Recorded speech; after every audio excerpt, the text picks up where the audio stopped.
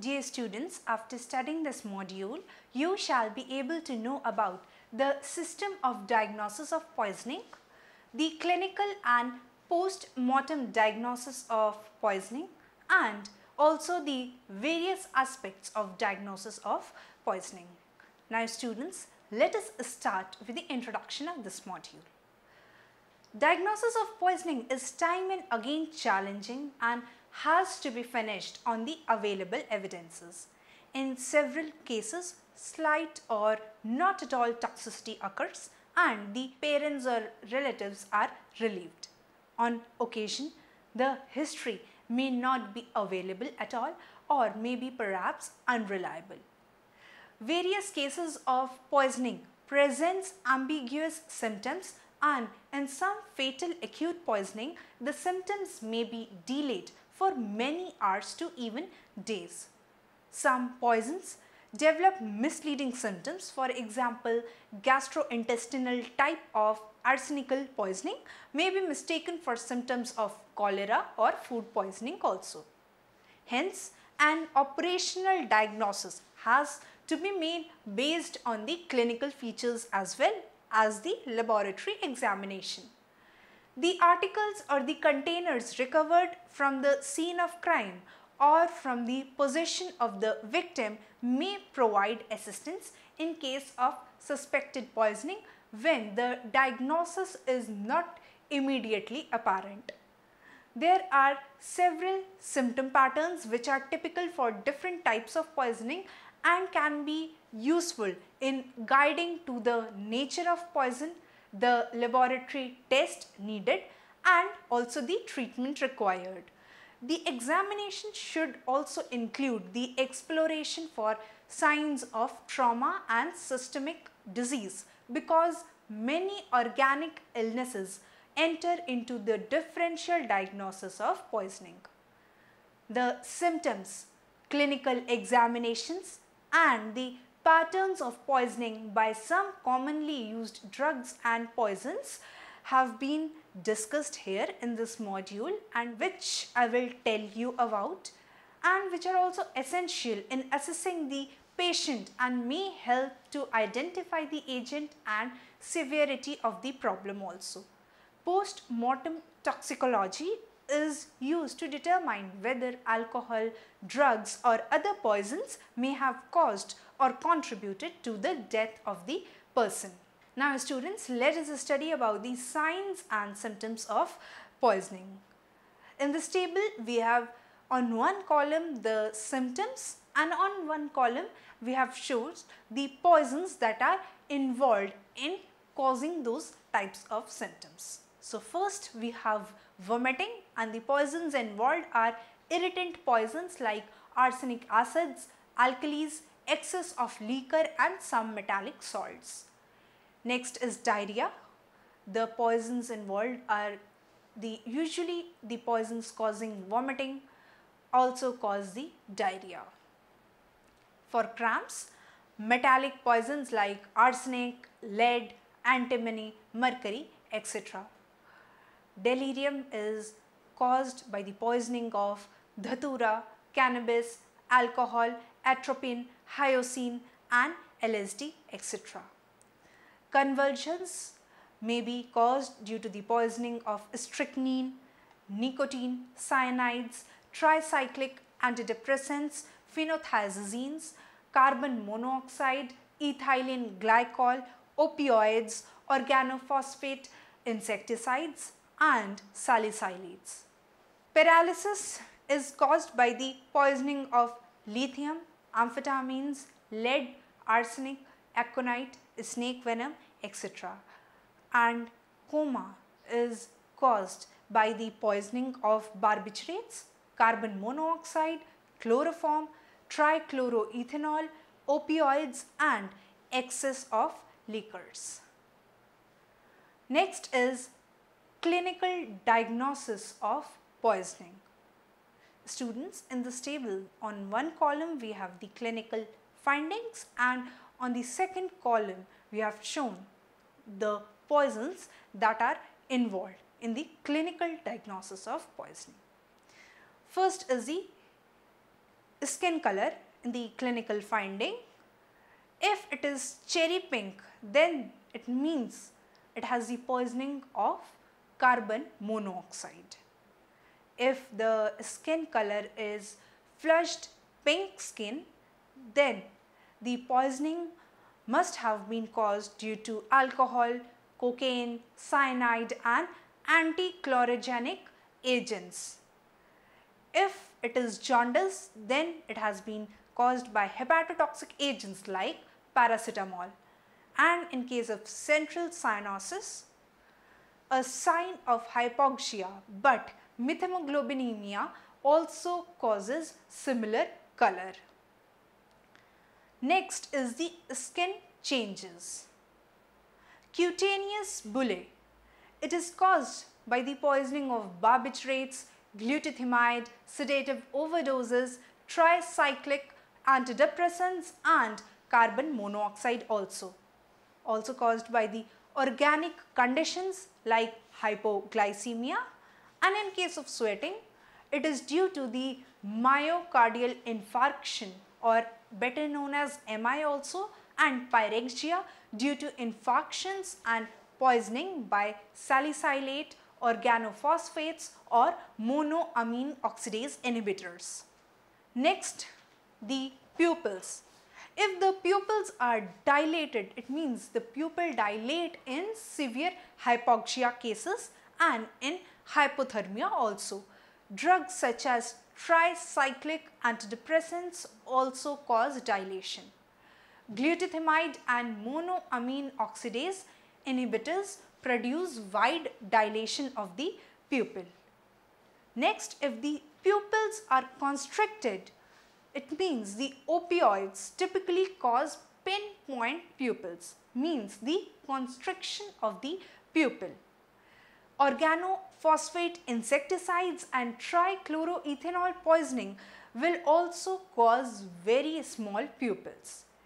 In barbiturate poisoning, the pupils may vary in size at times being small and at other times it may dilate also. So it will vary in case of barbiturate poisoning.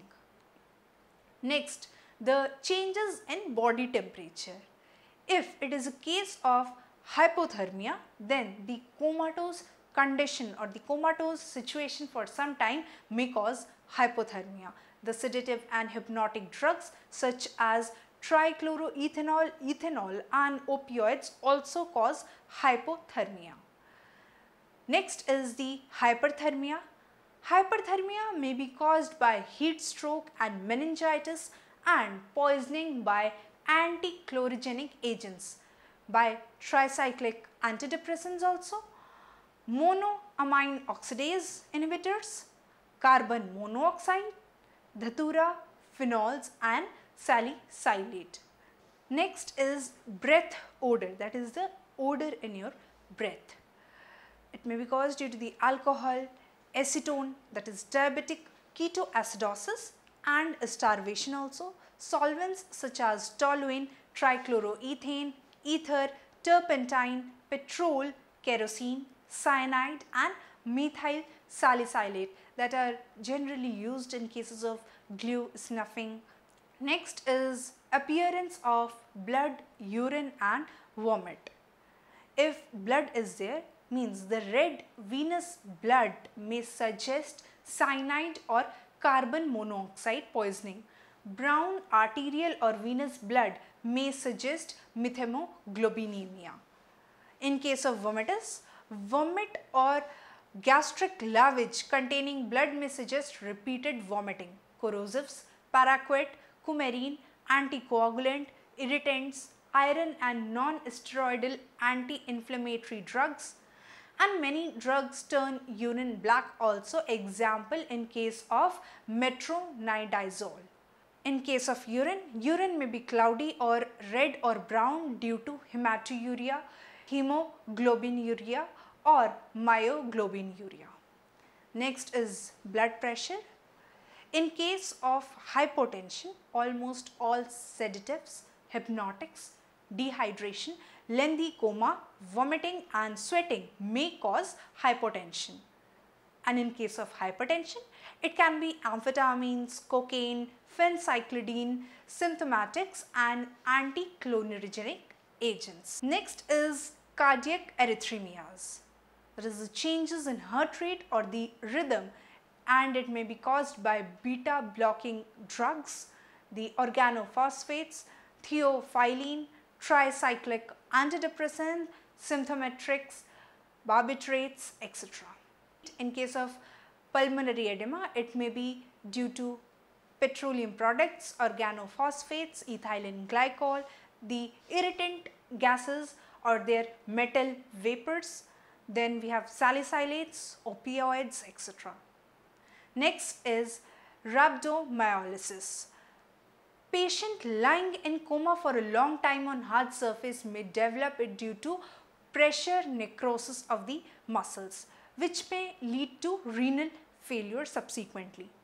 The agents mostly responsible for the same are barbiturates, opioids, ethanol and carbon monoxide. Rhabdomyolysis can also occur after prolonged and severe muscle spasm due to poisoning by strychnine, phencyclidine and monoamine oxidase inhibitors. Next, we will study about the pattern diagnosis of poisoning. How will you diagnose the poisoning case and what are the symptoms shown? In case of coma, hypotension and flaccidity, it is the barbiturates, benzodiazepines, glutathione, trichloroethanol, ethanol, opioids, etc. In case of coma, hypertension, tachycardia and dilated pupils, the general drugs used are tricyclic antidepressants, anti-chlorogenic agents and phenothiazines. Next is malaise, restlessness, nausea, weakness, and it is caused by the carbon monoxide, the various solvents, insecticides, lead, mercury, arsenic. For restlessness, hypertonia, hyperreflexia and pyrexia, it is monoamine oxidase inhibitors, anti-chlorogenic agents, strychnine, phencyclidine and amphetamines. For behavioral disturbances, it is the psychotropic drugs, anti-chlorogenic drugs, corticosteroids, solvent abuse, psilocybin mushrooms.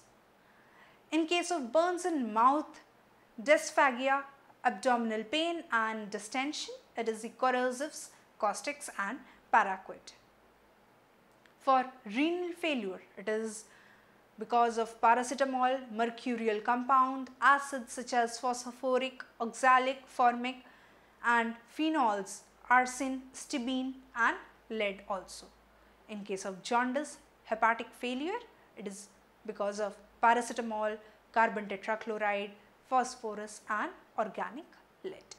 Now students, let us study about the post-mortem findings in case of poisoning. Poisoning cases being invariably medico-legal in nature, if the patient dies, an inquest will have to be done, followed by the post-mortem examination by a forensic pathologist. This is for the purpose of ascertaining the circumstances in which the poisoning may have occurred and to establish the precise cause and manner of death also. The common procedure of examination is the same for all the medico-legal autopsy, with individual attention being paid to those characteristics which can give a clue to the detection of and also the identification of the poison involved in that particular case. The contents of the stomach should be thoroughly examined for traces of poisons and also for any distinguishable odor. In case of poisoning, a peculiar smell will be observed on opening the body or when the body is being dissected on. The substances detectable by their smell are alcohol, cyanide, carbolic acid, petroleum products, camphor, nicotine, opium, paraldehyde, phosphorus, insecticides and pesticides, etc. Apart from that, the presence of any foreign material in the form of powder, capsules, tablets, leaves or seeds in the stomach may also be found.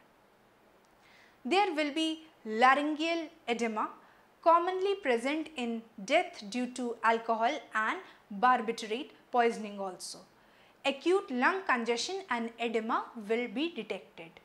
Acute swelling of brain with or without a pressure cone may be present on opening of the cranial cavity.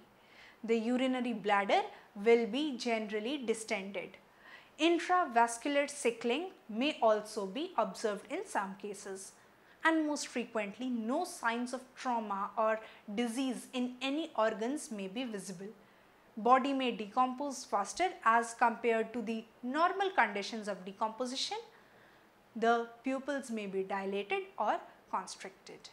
Irritation, ulceration and perforation or discoloration and the change in color or softening of the mucous membrane of the stomach.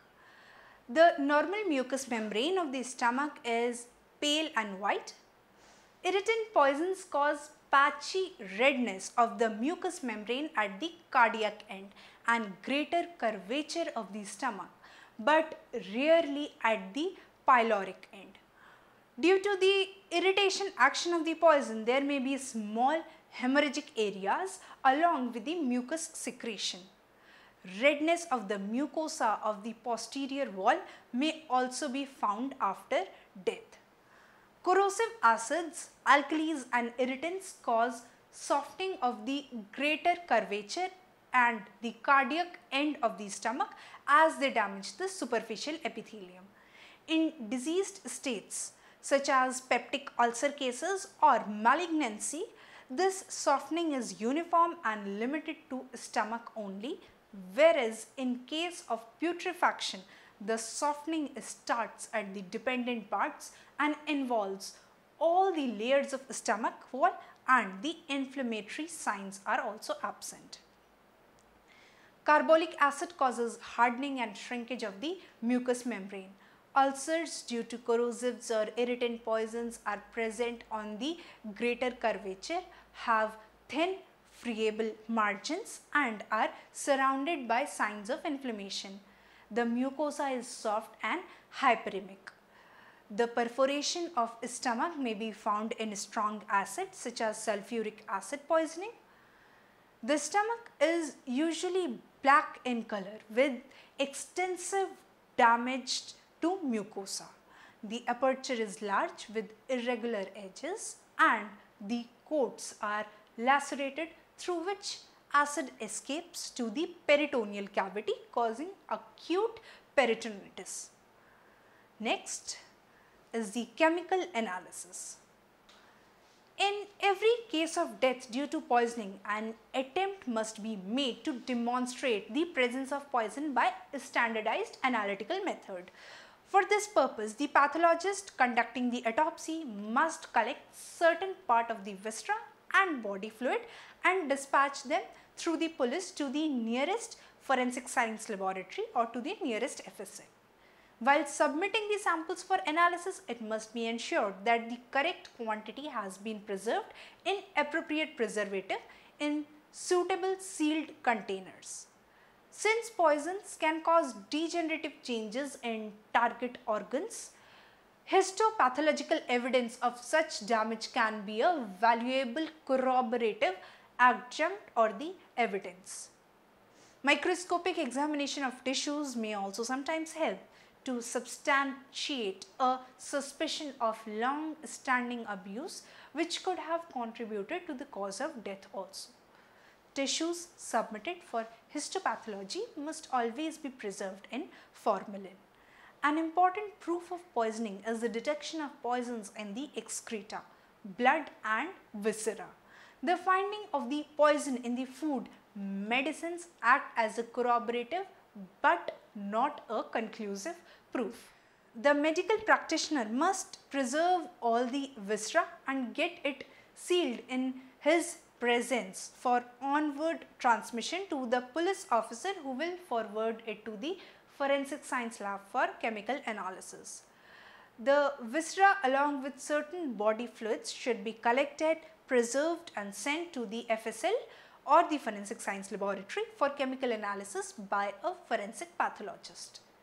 The presence of poisons should be demonstrated by standardized analytical methods. The preservative for the viscera is rectified spirit or saturated solution of saline. The blood can be preserved in potassium oxalate or sodium fluoride, and urine should also be preserved with sodium fluoride as well. Next, we will study about the analytical techniques of diagnosis.